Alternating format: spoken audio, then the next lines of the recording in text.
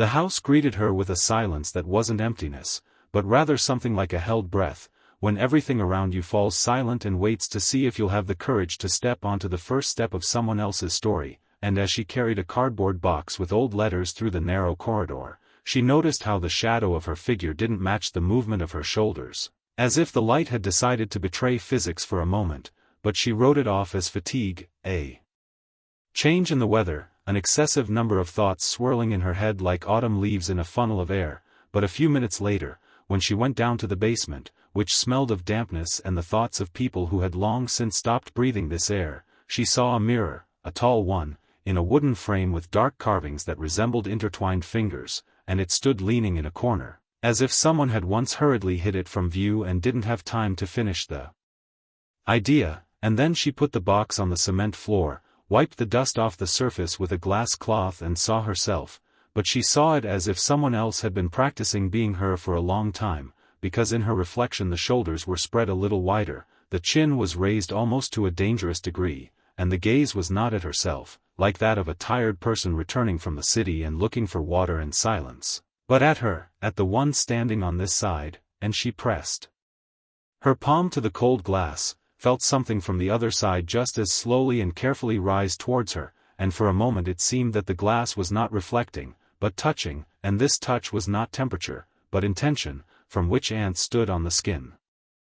"You are a piece of furniture," she said with a laugh that sounded more like uncertain acceptance of a senseless situation, and her voice in the basement shattered into tiny echoes. "You are just an old object, a find from an inheritance. You can't know anything about me, and you can't look at me as if you've already seen me do something I haven't done yet." And the mirror didn't answer, but a shadow seemed to shake in its depths, and it seemed to her that the air in front of the glass surface had become thicker, as if someone had imperceptibly spread a silk curtain between the two worlds, and she, taking a step back, suddenly saw, the reflection lingered for a moment longer than it should have, as if her second body hadn't had time to repeat the movement or didn't want to, and then a cold sensation stirred in her stomach, where fear settles when no one has the right to it, and she exhaled quietly, long, not to give this feeling of power, and began to speak to the glass in such long, broken sentences that it was more like an incantation.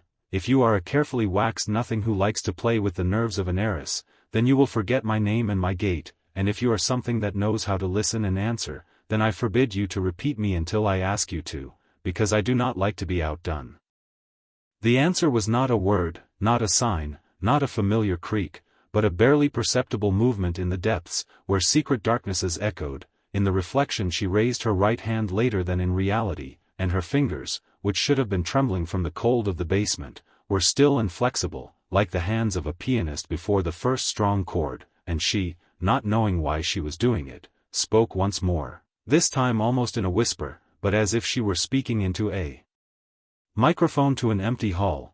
"Tell me who you are, if you are not me." And from the mirror, from the side where the dust lay differently and the light trembled slightly, her own face appeared, but suddenly transformed by the shadow of a smile, the one in which there was more knowledge than doubt, and the lips on that face moved as if they were pronouncing words without a sound, and she, feeling that this silent monologue had been going on for several seconds, could not stand it. She moved the lamp closer to catch the outline, and then, in the first real horror of the day, she saw a scene that could not have happened in a mirror, behind her shoulder, but in another world, where the furniture was arranged differently. A corridor of a room flashed by, a strange sofa on which a man sat with his head bowed, and she, the mirror, held a thin knife in her hands, not the one that cuts bread, but the one that cuts intentions, and turned to her, to the real one, with a long, drawn-out gaze, as if saying, "I am not doing this for the sake of cruelty, but for the sake of a beginning."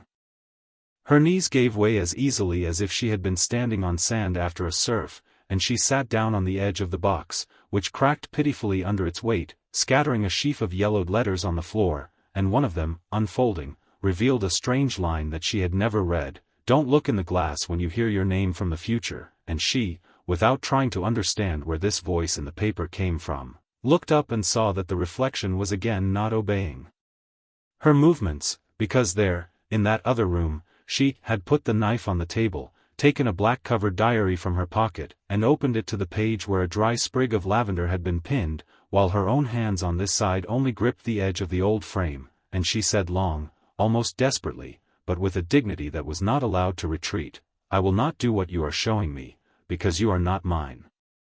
Conscience, you are a trap, and if you show me anything else, let it be something I don't want to know, because that's the only way I'll know that you're really climbing into the future, and not playing with me in an echo chamber."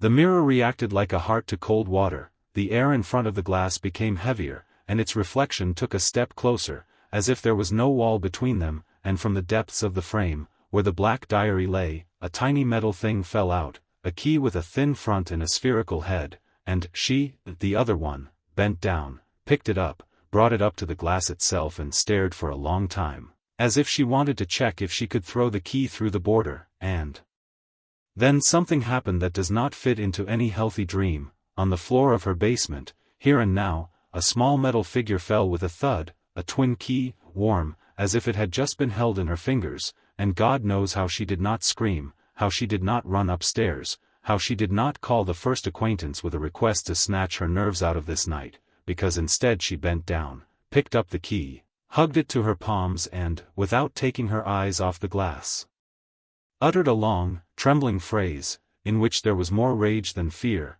"If you want me to believe you, tell me what this key is for, and I will go where I do not want to return, and if you remain silent, I will cover you with a cloth like a dead person, and no one will hear your whisper again." The reflection smiled slowly, a smile that had no triumph, only the tired contentment of someone who had already survived a blow, and moved her hand as if she were pushing back an invisible curtain from the side of the frame, and then she noticed that on the right, in the very wood carving, there was a tiny cutout, so small that it could be mistaken for a flaw in the wood, and this cutout repeated the shape of a keyhole, and above it, in black, barely visible, was carved the word she had feared.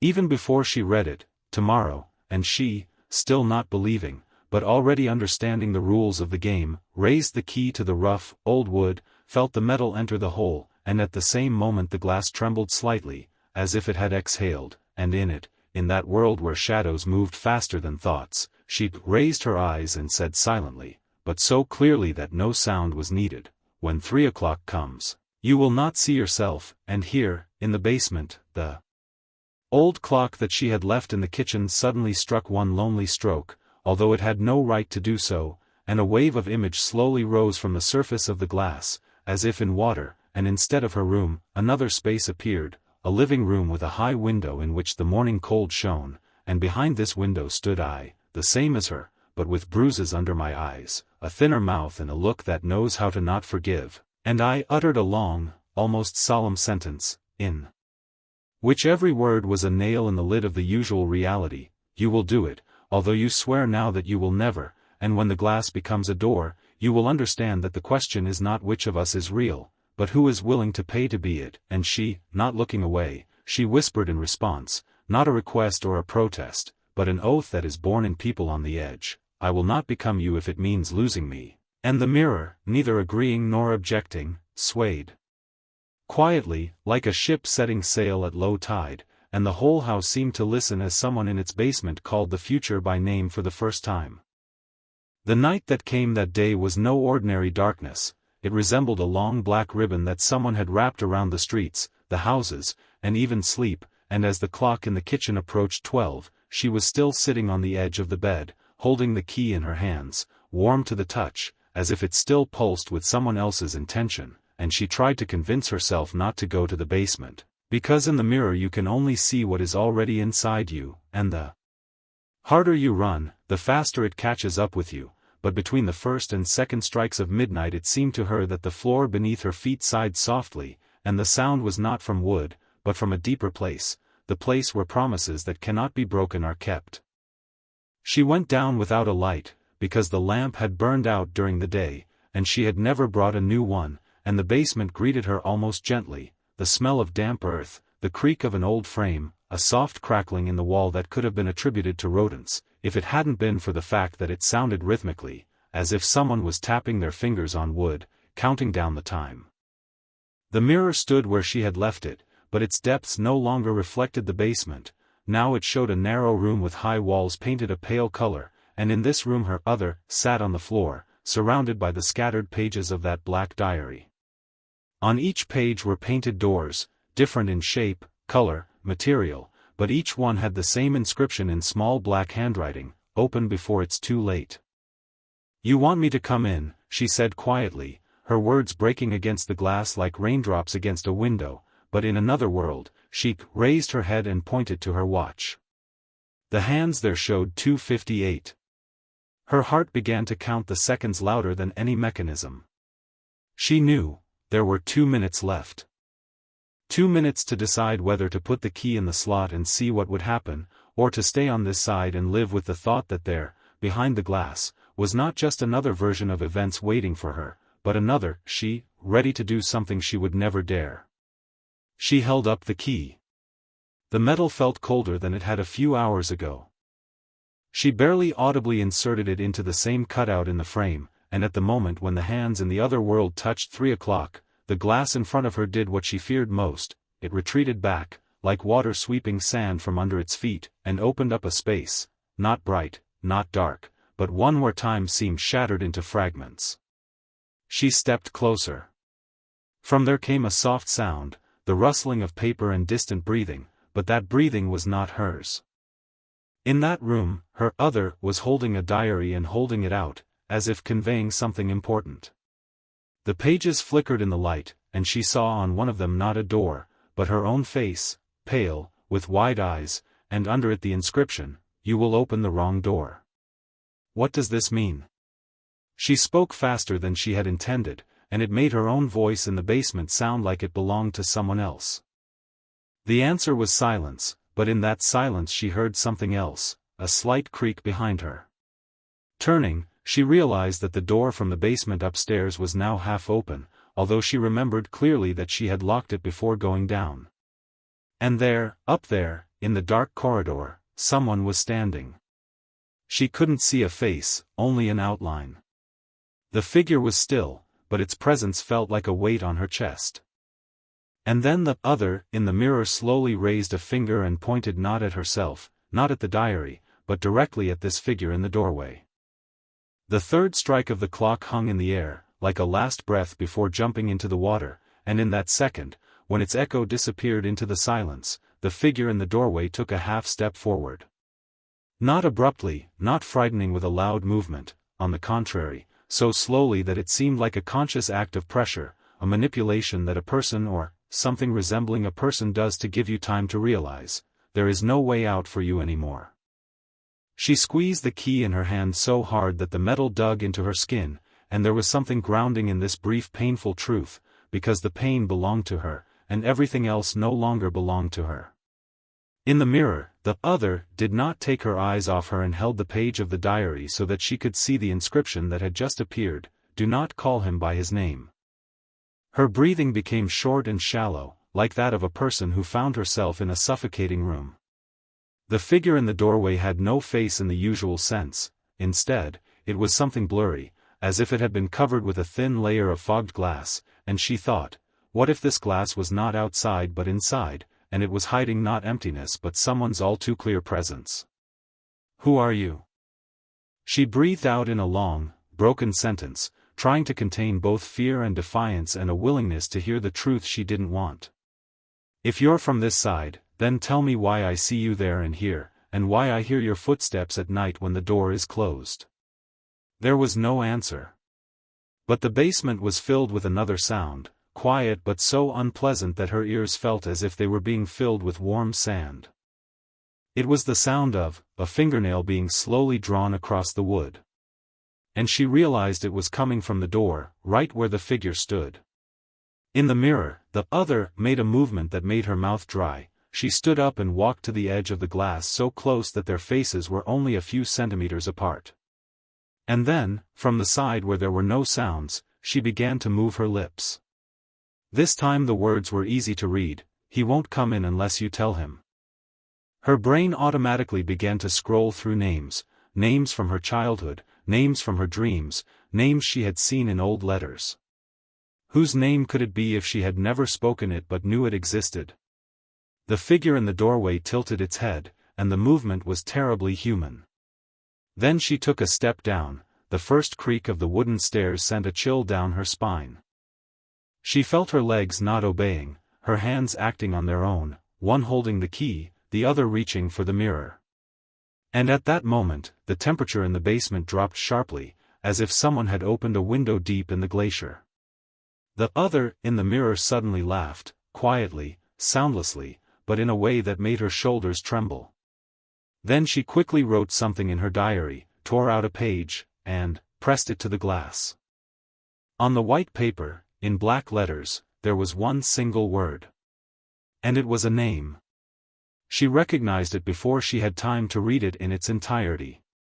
And she realized that as soon as it came out of her mouth, the door would cease to be a barrier. The clock in the kitchen began to strike 3:15. The figure was already half a step closer. And she felt the first syllable being born in her mouth. The first syllable had not yet left her lips, but in her head it was already ringing as clearly as if she had shouted it to the whole house. And that sound, that unfinished breath, and the letter trembling in her throat, seemed to be the only thing keeping reality from finally breaking. The figure in the doorway froze, as if listening. Her head was tilted to one side, and there was something almost childish, yet predatory and thoughtful about that tilt, like that of a beast contemplating whether to pounce now or wait for its prey to take a step toward it. In the mirror, the other did not take her eyes off her. She held the page with the name on it and smiled, the first time since their eyes had met through the glass. That smile was narrow, like a crack in an old door through which the night seeps. She tapped her finger lightly on the name, and the gesture was a command. It was as if it said, "You know what to do." She could feel her heart beating so hard that each beat was a dull ache in her temples. The hand that held the key was already sweating, and the metal was slipping, threatening to slip. The figure took another step down, now there were only 3 steps between them. She suddenly realized that she couldn't hear her own breathing. The basement was filled with a different kind of silence, not natural, not just the absence of sound, but one that absorbed every movement of air. And in that silence another sound began to echo, a faint rustling, like someone running a fingernail across the back of a mirror. "If I say," her voice trembled, "will you go?" The figure in the doorway didn't answer. But the other, in the mirror, made another strange movement. She lifted the page with the name to her mouth and swallowed it. The paper disappeared, as if dissolving, and then she stepped back a few steps, giving way in the reflection to someone else. A silhouette began to emerge in the depths of the mirror, dark, as if cut from the shadow. It was taller than the figure in the doorway, broader in the shoulders, and where a face should have been, 2 narrow strips of light shone, cold and almost dead. They were not looking at her. They were looking through. The stairs behind her suddenly creaked again. This time, not from a footstep, but from someone rushing down. And at that moment, when this sound merged with the growing roar in the mirror, she realized, these were not 2 different people, they were the same. One of the 2 places simply could not hold him anymore. She felt the cold touch her neck before she turned. And then, unable to resist, she spoke the name, quietly but clearly, as if pronouncing a password. The world broke apart in an instant. The glass of the mirror melted like quicksilver, and something grabbed her hand from the inside. The figure in the doorway disappeared at the same moment that the shadow from the mirror made a dash forward. Her feet lifted from the floor, and she felt the air around her become thick, sticky, and her heart, as if it had stopped beating, because there was no room left for life inside. And before the darkness finally covered her, she managed to hear the last sentence, whispered in her ear. "Now you are on my side." She opened her eyes slowly, as if through water, and at first she thought she had gone blind. There was darkness all around, but not the usual night darkness, but the kind in which there was no shadow, because there was no light. The air here was thick and cool, and the smell was sharp, metallic, like after a thunderstorm. She sat down, and under her hands she felt a smooth, perfectly even floor, which reflected the heat of her body, but itself remained cold. She tried to feel for something, a wall, a corner, a door. And then her fingers touched something that could be a frame. She thought of a mirror. But, moving her palm further, she felt that instead of glass there was a rough surface, scratched, as if someone had tried to cut a way out of it. And no reflection. "You said I'd be on your side." Her voice broke somewhere in the middle of a word, as the feeling that she wasn't alone here grew with every second. A soft breath was heard in the darkness. It was close. Too close. And then a familiar, painfully clear sound, the slow dragging of a fingernail across wood. But there was no door. There was nothing here, except this floor, the walls, and the feeling that they were moving. And then something spoke in the darkness. The voice was both hers and not hers at the same time. It didn't come from outside, it was born in her head, mixing thoughts with other people's words. "You wanted to know what was behind the door. But there is no door. There is only who you will become. And now we will decide together who that will be." She felt her memory begin to fall apart, small scenes from her childhood, faces, names, smells. Some of them disappeared forever, others changed into ones she had never experienced. And in the midst of this chaos, one image appeared, she, standing in the old basement, looking into the mirror, and from there someone was shouting at her not to say her name. "What if I forget myself?" she asked in the darkness. The voice answered immediately. "Then you will stay here. And another will come out in your place. And you will never see which side of the glass you are on again." She clenched her fists, trying to grab at least some thought, at least a piece of herself. And she realized that there was a choice, but it was a terrible one: either forget and let someone else live her life, or stay here, in this room without mirrors, forever, remembering everything but not having the right to return. The darkness waited for an answer. And at this moment, the viewer never finds out what she chose, because the last thing they hear is a deep breath and a quiet sound, similar to the impact of glass cracking, from the inside.